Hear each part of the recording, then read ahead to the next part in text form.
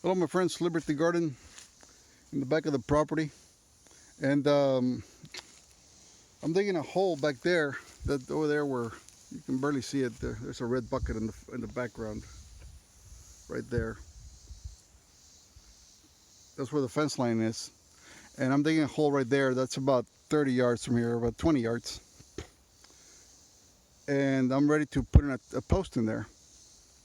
So my choices are walk 300 yards, more like 350 because I've moved along the fence line now, back to the truck, get an 80-pound post on my shoulders and bring it back here.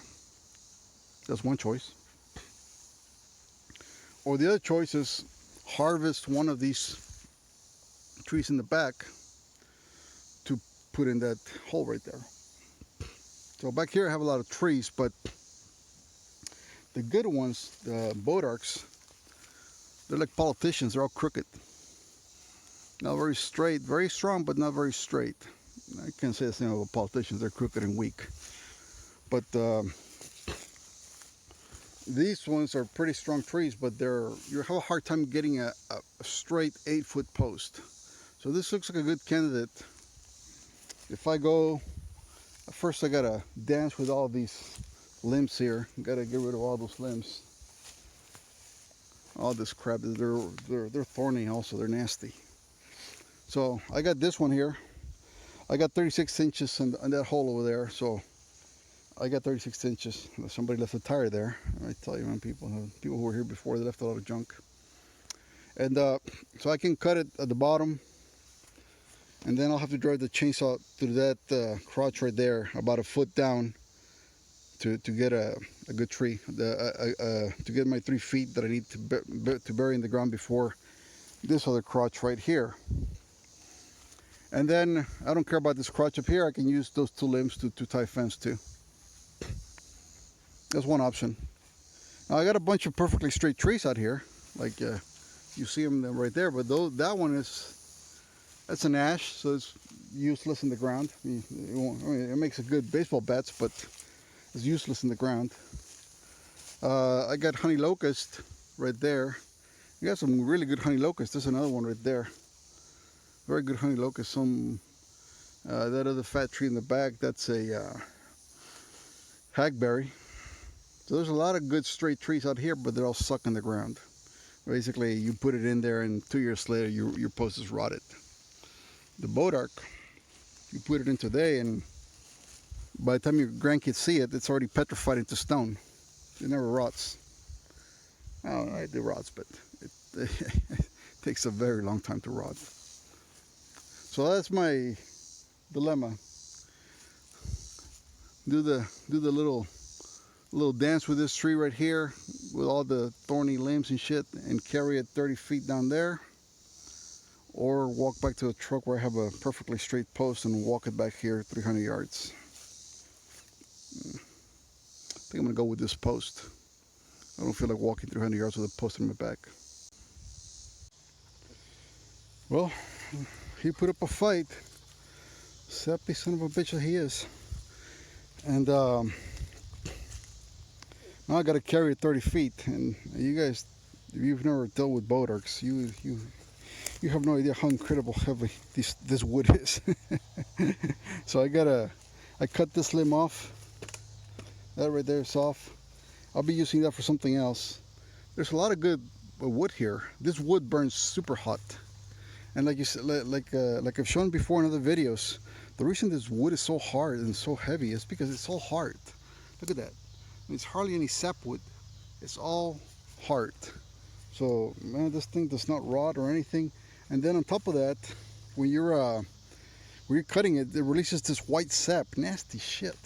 Sticky, gums up your chainsaw. Some people say they are allergic to it and they get like skin rashes. It doesn't seem to have an effect on me, but it is real sappy and gluey, nasty. It looks like Elmer's glue actually, but more liquidy, more runny. So I'm going to be using this long post here from here all the way to about right here for my fence post.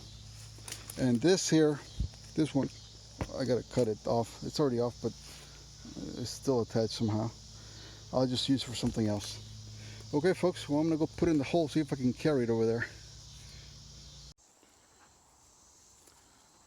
So last week, I cut a Bodark post from down there, about 40 feet down there, where that tree is, to use as a corner post right here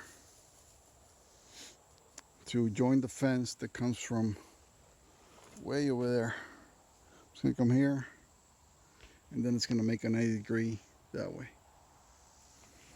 And this Bodark is at the base is about 10 inches, and at the top where the last wire is gonna go is probably about 6 inches. So right around here, where the last wire is gonna go, it's about 6 inches.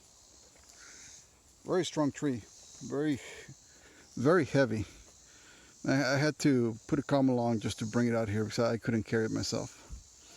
It was extremely heavy. I mean, this thing is heavier than a railroad tie. And then I just cut at an angle, an extra piece that was just there on the top too long. It's right there on the ground. This is some nice wood. If you want to make some mallets or something, which that piece there might be good for a mallet, the head of a mallet. It is super strong wood, and it's heavy. It is a heavy wood. So anyway, here's a post. I got it in as tight as I could. The base was very wide for the hole that I had. I had a 10-inch hole, and the base was about 9.5, so I could barely get it in there, and I could barely pack it. Fuck, it is what it is. Hopefully with the rains and stuff, it'll tighten up. Right now it's very tight. I can't move it anymore. But once I start pulling from it, it might move a little bit, but it's okay. I'm not gonna make an H brace here. I'm going to make, since there's not much of a pull from there, I'm just gonna throw a post down, like just like a half brace, like a floating brace. And same on that side. I'll just throw a post going down there to the ground, anchor it there, and that's it. Because I'm only going for about 30 feet that way, and I'm only going about 60 feet, 70 feet down that road, down that path. So I'm just gonna put one post with two floating braces, one on each side. And that's it, folks. Thanks for watching. I'm going to call it a day and head back home. Till next time.